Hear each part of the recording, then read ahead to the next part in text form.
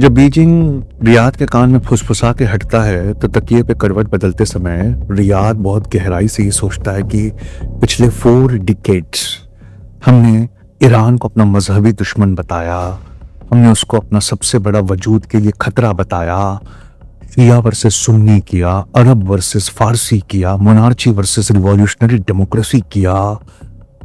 ये सब तब तक ठीक था जब तक कि अमेरिका हमारे साथ था और उसकी ताकत का कोई तोड़ नहीं था। ये सब तब तक ठीक था जब तक ईरान पर सैंक्शंस थे और वो अपना तेल नहीं बेच सकता था। लेकिन ये परमानेंट कन्फ्रंटेशन अब हमें बहुत महंगा पड़ रहा है। इससे अच्छा तो तेहरान से हाथ मिलाना या दोस्ती करना। यमन में अमेरिका के कहने पर हमने 7 साल वार किया, टेंस ऑफ बिलियंस हमारा प्रॉफिट जो हम सऊदी अरब को और बड़ा करने में लगा सकते थे, वो यमन के वार पे खर्चा हो गए। हमारे किंग मोहम्मद बिन सलमान, क्राउन प्रिंस, किंग और क्राउन प्रिंस की इंटरनेशनल रेपुटेशन भी डैमेज हुई कि हम यमन में लोगों को मरने के लिए छोड़ते हैं। और बदले में क्या हुआ? वो हाउथीज जो कभी सिर्फ पहाड़ों में कबीले की तरह रहते थे, आज उनका यमन की कैपिटल सना पे कब्जा है। यह दिखाता है कि जब किसी और के मिलिट्री पावर के भरोसे आप लड़ो तो आप सिर्फ पैसा देते हो, पैसा दे के कंगाल होते हो, और वो जिसको मार रहे हैं हर बम के साथ और लड़ने वाले पैदा होते। हमने सीरिया में ऐसे ही किया। असाद के अपोजिशन विपक्षी खिलाफ गुट का साथ दिया। ईरान ने असाद का साथ दिया, असाद जीत कर आ गए साहब। हमारे करोड़ों अरबों डॉलर जो दुनिया हमको देती है, अमेरिका के कहने पर हमने सीरिया का वार उनके बिहाफ पे पैसे से हमने लड़ा, आर्मी उनकी, खर्चा हमारा, और वो रिसोर्सेस चले गए। और सबसे बढ़कर हमारा असर, हमारा इन्फ्लुएंस भी खत्म हो गया। और आज ईरान से एक लैंड कॉरिडोर लेबनान होते हुए सीरिया की कैपिटल तक जाता है, ईरान से, हमारा नहीं जाता। लेबनान में हम इतना पैसा देते हैं, उनकी इकोनॉमी को खड़ा रखने में सऊदी अरब का बहुत बड़ा हाथ है, लेकिन दिन प्रतिदिन जैसे गुजर रहे हैं हिजबुल्लाह वहां डोमिनेट कर रहा है। हमारे फाइनेंशियल लिवरेज के बावजूद हम जिसको आइसोलेट करना जाते हैं अमेरिका के कहने पर, हम खुद आइसोलेट हो जाते हैं। इराक हमारे सबसे करीबी था। सद्दाम हुसैन चाहता था कि सऊदी अरब उसकी बात सुने। इराक के सद्दाम के हटने के बाद आज जो बगदाद है वो तेहरान की तरफ झुका हुआ है। Baghdad is tilted towards Tehran, not Riyadh. और इराक को उसकी इकोनॉमी खड़े करने के लिए भी हमारे पैसों की जरूरत है। तो ये सारे टूटे बिखरे देश और टूट बिखर गए तो ग्रेटर इजराइल का सपना इजराइल का पूरा हो जाएगा। लेकिन मैं क्या एक काम कर सकता हूँ? क्या अपने पैसे को जिसको मैं खर्च कर रहा हूँ इन प्रॉक्सी से लड़ कर, क्या उन पैसों से इस पूरे दुनिया को, इस हिस्से को बना सकते हैं? ईरान की ऑर्डिनेंस फैक्ट्रीज ने कमाल करके दिखा दिया साहब। छोटे ड्रोन से लेकर बड़ी मिसाइलों तक, क्या हम उनके साथ जॉइंट प्रोडक्शन कर सकते हैं? क्या हम अपने खो रहे प्रभावों को वापस पा सकते हैं? जितना आप तेहरान को मार रहे हो भूमध्य सागर, मेडिटेरेनियन तक, उतना तेहरान का प्रभाव बढ़ता जा रहा है। तो ये जो लगातार परमानेंट एनमिटी है ना, जन्म जन्मांत की दुश्मनी है, ये काउंटर प्रोडक्टिव है, हमारे लिए उल्टा नुकसानदेह है। हम जिस भी प्रॉक्सी से लड़ते हैं वो बहुत तेजी से वापस आता है और पहले से और ताकतवर वापस आता है। तो हमें ना बीजिंग की बात सुननी चाहिए जो हमारे कान में फुसफुसा रहा है। इसलिए बड़ी जबरदस्त बात बताने जा रहा हूं। सऊदी और ईरान पर बीजिंग के बढ़ते प्रभाव को ले जाकर नेतन्याहू ने अमेरिका को बताया कि ज्यादा लेट करोगे ईरान पे हमला करने पे तो वो हो जाएगा जो तुम नहीं सोच सकते। क्या तेहरान और रियाद एक साथ आ जाएंगे?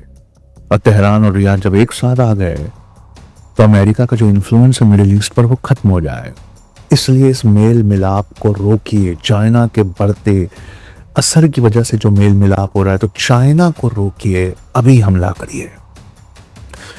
रियाद सोचता है कि मैं बीजिंग को मना कर सकता था, मैं कह सकता था मैं भाई वॉशिंगटन के साथ हूं, लेकिन रियाद भी सोचता है। उसने यस कहा।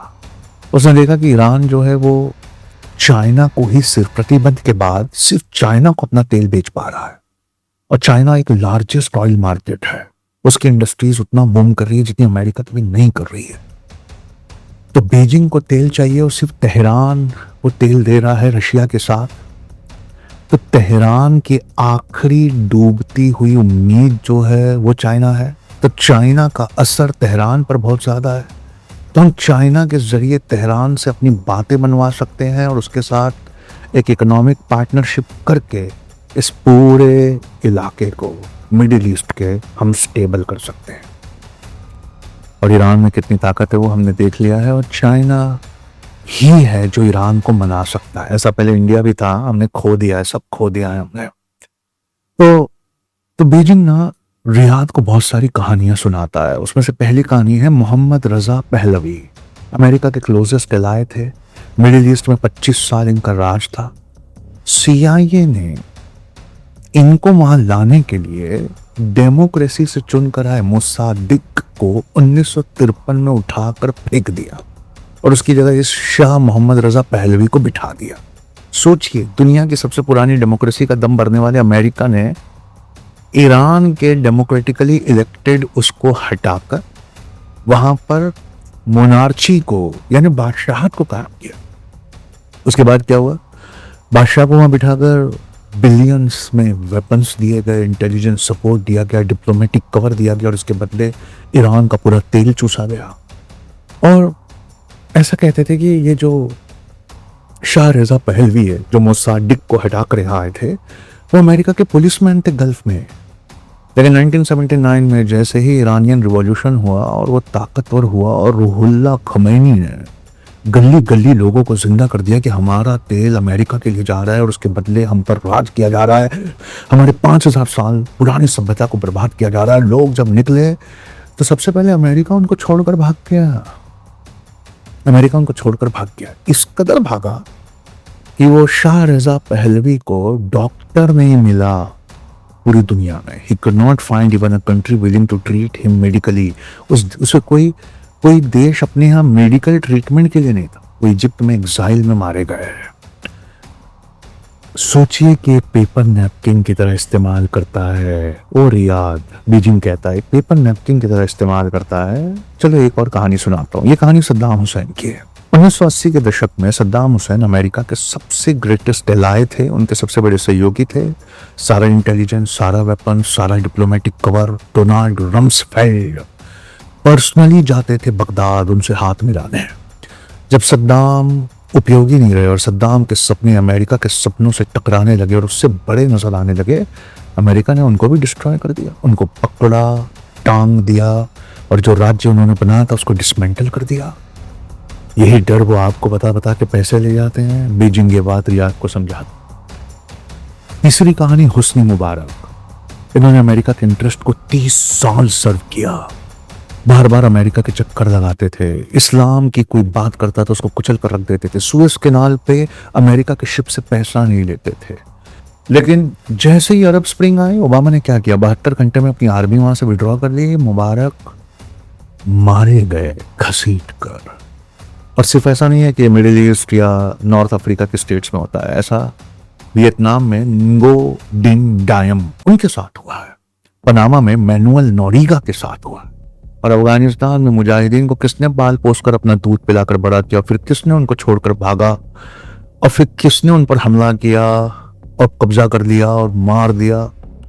ये पैटर्न है। Embrace, utilize, expendability, abandonment. अपनाओ, उपयोग करो और फिर कूड़े में त्याग दो, फेंक दो। America does not have allies. उसे सहयोगियों की जरूरत नहीं है, बीजिंग कहता है रियाद को। उसे इंस्ट्रूमेंट्स चाहिए और इंस्ट्रूमेंट्स जब तक काम करते हैं तब तक कारखाने में रखा जाता है, फिर उन्हें उठाकर बाहर फेंक दिया जाता है। और आपके इंस्ट्रूमेंट बनने की कीमत है। पहले तो मिलिट्री बेस जो आप खोलते हो वो फ्री में तो नहीं आता, उसकी कीमत आपको चुकानी पड़ती है। अमेरिका की फॉरेन पॉलिसी, आपकी फॉरेन पॉलिसी। अमेरिका जिस पे हमला करेगा एक्सपेक्ट करेगा आप उस पर हमला करेंगे। अमेरिका के हर वेपन सिस्टम तक का किराया देना पड़ता है। हर फौजी की सैलरी आप देते हो, हर वेपन सिस्टम का किराया देते हो। और ऑयल को उनके डॉलर में बेचना पड़ता है। ये तो सबसे बड़ी कीमत है जो आप चुकाते हो। फिर इंटरनेशनल इंस्टीट्यूशंस में अमेरिका जहां वोट देगा आपको वहां वोट देना पड़ता है। उसके बदले में प्रोटेक्शन करने का नाटक करते हैं। और जब वहां से ड्रोन चलते हैं ना इजराइल से, तो अमेरिका के जितने डिफेंस सिस्टम लगे हैं सबको उस दिन स्विच ऑफ कर दिया जाता है ताकि पैलेस्टीन के नेगोशिएटर्स को मार दिया जा सके। सोचिए, उनके हथियार आप खरीदते हो, आप पैसा भरते हो, लेकिन वक्त पड़ने पे उन्हें चालू नहीं किया जाता, चालू नहीं किया जाता। और भी बहुत इनवॉइस हैं। अल उदैद कतर में है, ऐसा कहते हैं कि आधे अमेरिका की गैस के बराबर इसका पैसा कतर देता है कि यहां रुके रहो। अल दाफरा यूएई में है, फिफ्थ फ्लीट बहरैन में है। ये कोई गिफ्ट तो नहीं है, ये आपको जियो पॉलिटिकली डिपेंडेंट रखेंगे। अगर आप चाहें भी एक आर्मी को खड़ा करना तो ये आपको खड़ा नहीं कर देंगे। ये आपके तेल पर कब्जा करने के लिए वहां आर्मी ज्यादा रखते हैं, आपको सुरक्षा देने के लिए आर्मी वहां नहीं रखते। और जो संप्रभुता जिसको कहते हैं ना, सोवरेनिटी, बादशाहत की एक निशानी होती है। करेंसी आपके होना चाहिए, हथियार आपके होना चाहिए। ये इंडिया की हिस्ट्री में मैं पढ़ाऊंगा आपको। लेकिन यह करेंसी भी अमेरिका की है, हथियार भी अमेरिका के है, और बिल आपका है। तो ऐसे में आप अपने आप को कैसे डिफेंड कर सकते हैं? इसलिए अमेरिकन मेंटेनेंस, इंटेलिजेंस और सॉफ्टवेयर पर निर्भरता को कम करिए। इस डिपेंडेंसी को जो इंजीनियर किया गया है उसे कम करिए। It's a system of dependency, और इसकी बड़ी हीमत आती है। यह एक एक्सट्रैक्शन मैकेनिज्म है, आपके संसाधन निकालने का एक तंत्र है। आपका ऑयल बिक नहीं सकता जब तक उसको डॉलर के फ्रेम में ना लगाया जाए।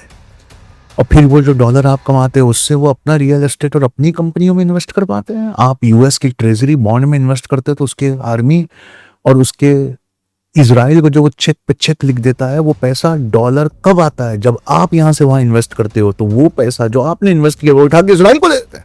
And the cycle is complete. आपका तेल जा रहा है और पैसा घूम कर जो आप दे रहे हो इन्वेस्टमेंट के नाम पर, वो इजराइल को जा रहा है। ऐसे से तो कभी गल्फ में आकर देखिए। बीजिंग ने रियाद से कहा, आपको डेमोग्राफिक कैसा लगता है? ये अगले पार्ट में समझाऊंगा। चलिए देखते हैं अगला पार्ट।